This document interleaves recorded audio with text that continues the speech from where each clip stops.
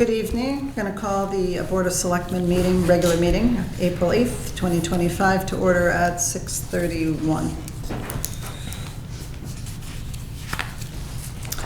First on the agenda is the Secretary's report. We have approval of minutes from our regular meeting of March 25th and the special meeting of the 7th. No? Do you want to do them together? Sure. Second. All right. So we have Russell. And no corrections? No, they look great. Okay. All in favor? Aye. Okay, we have our first audience of citizens. Looks like we have quite a full house again. Public's reminded just to state your name for the record, and it's not really a question and answer period, but anything you want to address the board with. So we do have another one coming up at the end of the meeting as well. Mike Danello. Did we complete the language on the 3 ordinances? The new ordinances, the sidewalk, short-term rental? No, we did not. We have not. No. The Board of Selectmen and P&Z are going to have one final workshop with them. We had some tweaks that all of us have made to P&Z, so we're going to sit down and, instead of just emailing back and forth, kind of have a discussion. What's the protocol after that, Carol? Then we were hoping to have some public meetings with them to present them. That way the public can read through them, get some input back, and then it ultimately go to a town meeting for a vote. So, but we don't want to take it right to a town meeting without some good input because, yeah. Thank you. Yeah. Mike Yes. Joe, Little Seabrook Road. Mm-hmm. It was a few months ago back in the fall. We repaved the bottom portion of Little Seabrook Road. The curbs went in, but we never backfilled behind the curb. It still hasn't happened. Hopefully it's on this year's list. I hate to think that we're going to pave the rest of the road and it's going to still end up with the behind the curbs not being backfilled. Because it is a tripping hazard, especially now we're coming in the spring and we'll be out there, people will be out mowing the lawn and such. So I can get that back on the list of things for whoever's going to do that. If it's the It has been on the company list, or the so thank you. town crew, whoever. So thank you. Yep.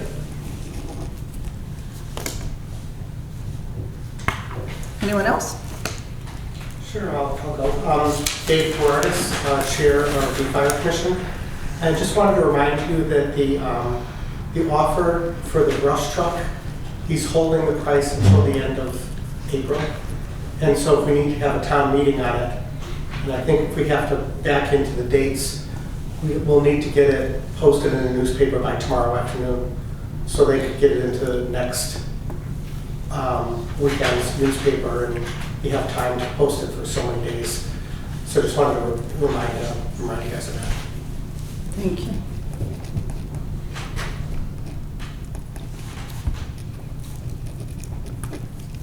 Anyone else? Thank you. All right, we have some appointments tonight. I'd like to kind of just jump out of order. We have 2 for Zoning Board of Appeals. Jonathan Lambert, he'd be appointed as an alternate, term to expire 12/1/2026. And Matt Very, also an alternate, term to expire 12/1/2027. And I believe after we would, if we approve these and move it forward, I have to go to a town meeting as well. So, I had an opportunity to speak with both Jonathan and with Matt. I think they'd be fine additions. I spoke with the chair, Jerry, about what he wants on a board, and they meet the qualifications, the capability of reading regulations, having common sense, being steady, even-handed. So I'm very comfortable that they'd be fine additions as alternates to the Zoning Board of Appeals. I have not talked to Matt. I know Jonathan, a neighbor, so I have no problem. I will reach out to him, but I'm not going to hold it up, so move it forward to town meeting. okay. And I also spoke to both of the gentlemen, Jonathan earlier, because he had put in his name earlier. But If I you could did just speak to send- Matt yesterday. Yeah, if you can just send me Matt's contact info. Oh, sure. Okay. Thank you. Yeah, I sent you an email with, if you just pull up Russell, you'll get it. Okay. yeah. Okay, so shall we make a motion to move those forward? So moved? Okay, Second. okay, and all in favor? Aye. Aye. Okay, so I just took those separately because our 2 emergency management director and assistant emergency management director. Cynthia is here, and Cynthia will be appointed as the emergency management director. And we can also do her swearing in tonight if she gets approved by all of our selectmen. Cynthia, would you like to address the board at all? No, just thank you for the opportunity. I think I've submitted my resume to you all. It's all in that area of emergency management along with a 26-year career in public safety. So I hope that you find the opportunity to approve that. I have talked to Cynthia, and I think she's highly qualified and would be great to fill this role. Yeah. We've worked together on the Board of Finance, so I'm good. I'm good with Cynthia also. So I make a motion that we approve the appointment of Cynthia Torres to Emergency Management Director. Okay. Second? Okay, all in favor? Aye. And now Courtney wasn't able to join us tonight, but she also has equally an impressive resume. I think you both have seen that. So I would like to do that appointment as well. She can come in to get sworn in at a different time, but that way they're both appointed tonight. I have spoken with Courtney, and she's got a terrific background for this, and I think she'd be a fine candidate for, do a good job filling the role. I'm good with her too. Okay, So I move that we appoint Courtney Huntington as Assistant Emergency Management Director for the town of Deep River. okay, Second? second, and all in favor? Aye. Great. So Cynthia, would you like to be officially sworn in? If you want to swear me in, we'll go for it. Let's go for it, let's go for it. Do we need a Bible? Okay, I'll do my right hand. gonna do your right hand, okay. I, Cynthia Torres, do you want your middle name in here? No. No, okay. Do solemnly swear or affirm. One, let me take one so I don't. Okay, do you want to read it after me? Yes. There you I, Cynthia Torres, do solemnly swear that, go. Go ahead. That I will support and defend the Constitution of the United States that I will support and defend the Constitution of the United States and the Constitution of the State of Connecticut against all enemies, foreign and domestic. and the Constitution of the State of Connecticut against all enemies, foreign and domestic. That I will bear true faith and allegiance to the same. That I will bear true faith and allegiance to the same. That I take this obligation freely, without any mental reservation or purpose of evasion. That I take this obligation freely without any mental reservation or purpose of evasion. And that I will well and faithfully discharge the duties upon which I am about to enter. And that I will well and faithfully discharge the duties upon which I am about to enter. Awesome. And that is by the authority of the Connecticut General Statute, Title 28, 2812. Yes? So thank you. Thank you. Congratulations. Thank you. Congratulations. Thank you. Thank you. Congratulations. Thank you.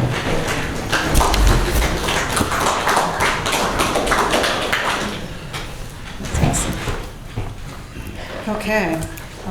Well, I didn't add the resolution to the agenda. Should we do this as well or wait till the end? Which resolution is this? That would be the resolution that we would apply for the grant. Yes, let's amend the agenda, Okay. if you're comfortable. So I'm looking to amend the agenda so that we can pass this resolution authorizing the town, myself as signator, to enter into a grant proposal with the Connecticut Department of Emergency Services and Public Protection for the purpose of applying for this grant. I move that we amend it and we make it item 4, Okay, which is now. which is now, okay. Second? So 4A, okay, Yes. All in favor? okay. So all in favor? Aye. Aye. So Russell Gates. And now I move that I need a motion to accept the resolution. So we've put it on the agenda, now we need to act on it. So, I make a motion that we accept the resolution, Provided. provided, let's see, we want me to read parts of this? well, if you'd like to, we'll put it all in the minutes. I think that's what we've done in the past. This is an annual grant that we've applied for the emergency All right. management. Do you want me to read the whole thing? If you'd like to read the whole thing. No, what do you want? No, all right, so I make a motion that we approve this, and. We've done it in the past. And it's been very effective. and- Yes. and, Second. Okay, All right. okay, all in favor? Aye. All right. I'm supposed to say any opposed, I was told, but. No. Gotta ask it. All right, next on the agenda, tax rebates. We just have one tax rebate that the tax collector presented to me for a total of $101.04. So I need a motion to, I'll make a Allow motion that to, rebate. for tax rebate in the amount of $101.04. okay, Seconded? okay. All in favor? Aye. All right, now general discussion on some town events of last week. I just want to touch on a few things. Everyone is very aware that we had a situation in town. Well, maybe if you don't live downtown, you weren't aware, but just to give a quick history. So Tri-Town Youth Services sponsored a program at the library. And prior to this, flyers with some hateful speech were distributed around town. We suspected that they were tossed out of a moving vehicle. So we are still asking any residents in the area where the flyers were found to please check your security cameras to see if we can find a make, model, hopefully a license plate of the car. But also there was some chatter about people were a little upset that the town was paying for police for that event. And I wanted to just be clear, Tri-Town was concerned about the safety of the participants, as the town was. But it was suggested to them that they hire a Deep River Police Constable to be there throughout their event, because our patrol, while our patrol people could be there, our patrol officers, if there was another call, of course, they would have to leave the scene. So Tri-Town did call back and had the money in their budget, and they did hire one of our officers to be there. So, and of course, we wanted everyone to be safe. So the patrol, whoever was on patrol that night was also there. But again, once the event started, the patrol officer went about on their way. So just wanted to clear the air there for any residents concerned. Also, we had on Saturday, there were a couple things going on in town with some rallies. There was also the Easter egg hunt, and the Nest had their illuminations up at the high school. So our police were very busy. The first rally that was going on was organized by folks from Chester with support from Deep River groups and other groups, but they had communicated with myself, Trooper Kraus, and the trooper from Chester, and it was all organized. Troop F was involved, and they also are paying for the police officers that were involved with that rally. So that won't be coming out of the taxpayers' money. A second rally was planned unbeknownst to the town. There was no communication. Our officers remained on the scene because there was quite a few people there. We do now know the identity of the individual that organized that, and we are planning to send that individual a bill for the police services. So hopefully that gets resolved so the town doesn't have to pay for that.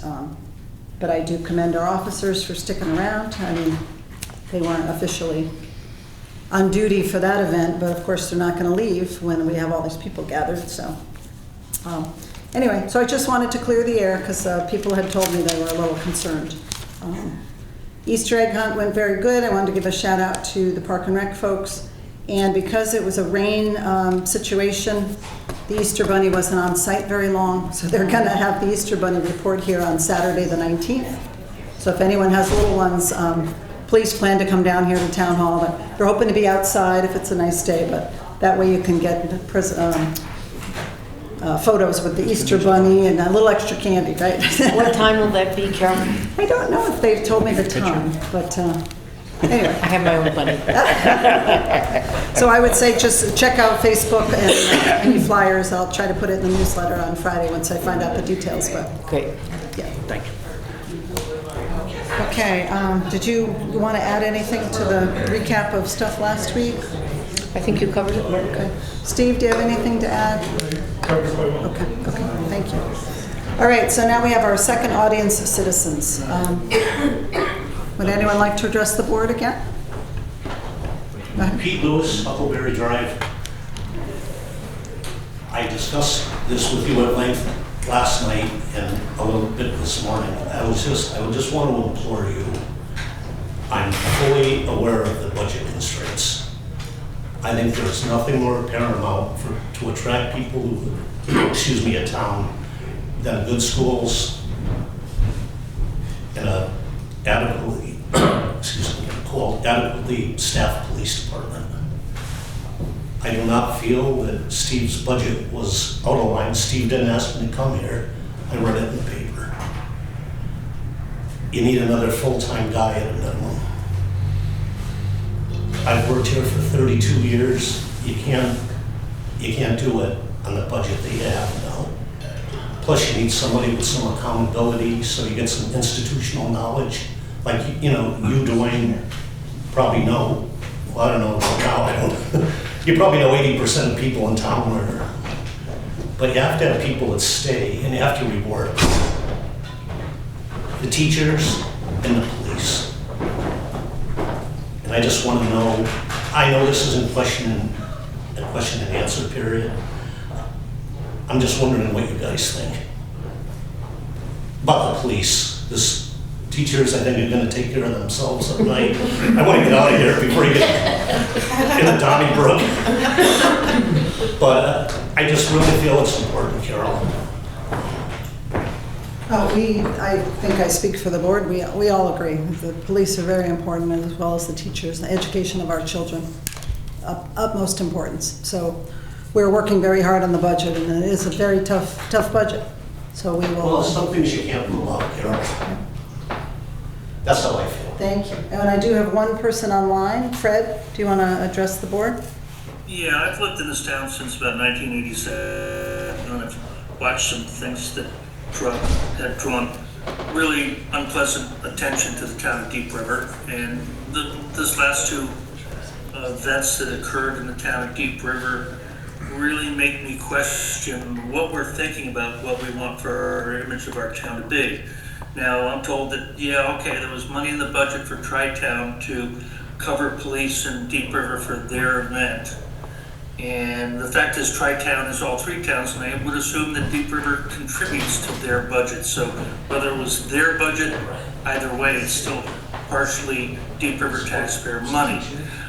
Second, I heard you say that the event, one of the events that took place on Saturday was sponsored by the Chester Democratic Town Committee. Seems to me Chester has a very nice town meeting house and green up there. Why is this where something could have unfortunately gone wrong with that event, ending up on our main street? What benefit? And I think this is something that you selectmen need. I don't know who unilaterally decided to have that event in Deep River, either event. But the fact is that I think we should really be considering what the ramifications are if something goes sideways on an event of this sort. Because we have to ask ourselves first, how does this benefit residents of Deep River? And I don't see where either event had any great benefit to the residents of Deep River. And we have to look at that first, especially when we're trying to have a better economic development, but bad things happen that put us right on the news.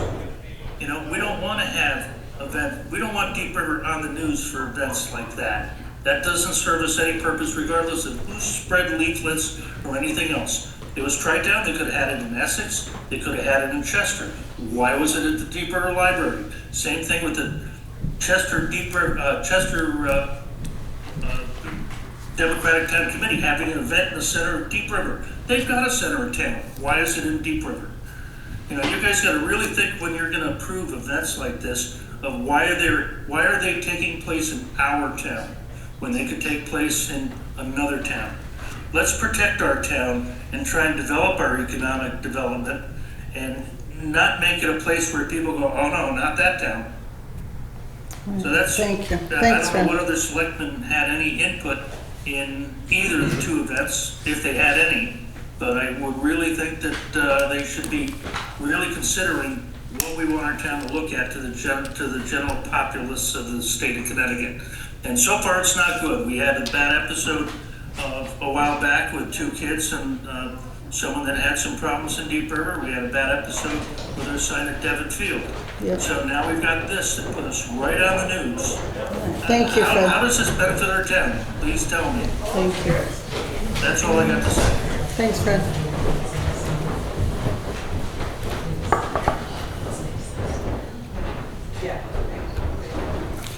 Okay. Anyone else? Okay. All right, selectmen notes. I really kind of gave my notes before. What else do we want to mention? You had anything? Well, the only thing you might mention is some of the work we're doing that you're going to be scheduling the meetings to dig into the MS4 report, the stormwater report, and And as Mike had asked about the ordinances, to figure out the nuts and bolts of how, now that we've got the verbiage, how will it operate? Right.